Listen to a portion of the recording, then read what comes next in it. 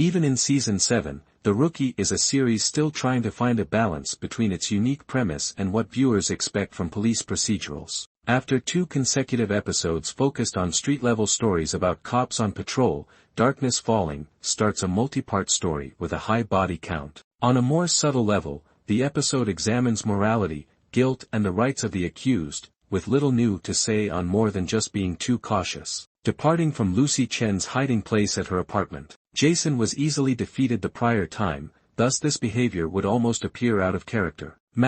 When the series began, episodes followed rookie officers John Nolan, Lucy Chen and Jackson West as they began arduous on-the-job training. Early episodes felt like a series of vignettes highlighting how the stories of beat cops were different from other police shows. In Season 5, The Rookie abandoned this premise when 2 characters became detectives. On one hand, this change allowed for cohesive narratives using the whole ensemble. On the other hand, the series lost the dynamic storytelling that made it special. The approach to Season 7 seems like producers are trying to split the difference. Thus far, it's working. The problem with Darkness Falling isn't the larger investigative narrative but another common, problematic trope. Nolan and his wife, Bailey Noon, are still coping with the consequences of the Season 6 finale cliffhanger, even though they are not the main focus of the episode. Bailey's violent and criminal ex-husband, Jason Weiler, is on the run after breaking out of jail. After he made his debut in Season 4,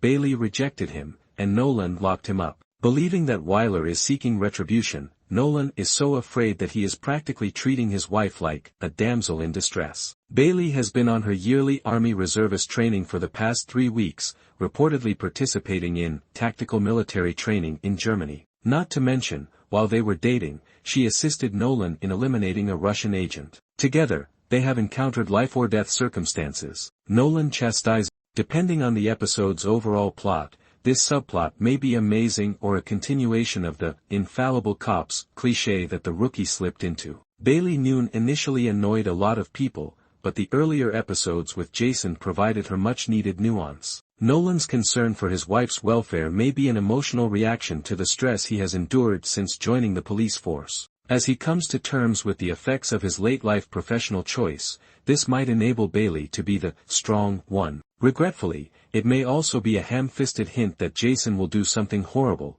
but preventable, to Bailey. The police are infallible. By becoming a prosecutor, that has fallen by the wayside. Naturally, he feels guilty that his former client graduated from assault to serial killing. However, the implication is that he was wrong to provide Novak with the defense every citizen is legally entitled to. As a defense attorney, Wesley's relationship with Angela Lopez worked on an interesting level. Elements of that lost charm surfaced when Angela reminds him that he did nothing wrong by doing his job. It was a good moment. As part of the episode's larger examination of morality, these were interesting character moments for Wesley. However, it somewhat undermines the sense of justice for all that allows him to stand apart even from his colleagues in the D.A.'s office. Lost in the shuffle of the big, citywide investigation, including The Rookie, Fed's characters Brendan Akers and Elena Flores, are the stories about the 2 new trainee officers. Bradford continues to give his former Texas cop trainee a hard time for taking shortcuts. The scene in which Miles Penn thanked his T.O. for being hard on him didn't work as well as it could have if they had been more involved in the larger case. More interesting, however, is Lucy Chen's growing suspicion of her rookie, Seth Ridley. When The Rookie announced its new cast, Ridley was described as a seemingly ideal officer who struggled with confidence in his decision-making. That's not exactly how the character has been depicted. Ridley is easily the biggest screw-up yet, and he definitely lacks confidence. However, when confronted about his mistakes, he always has a sob story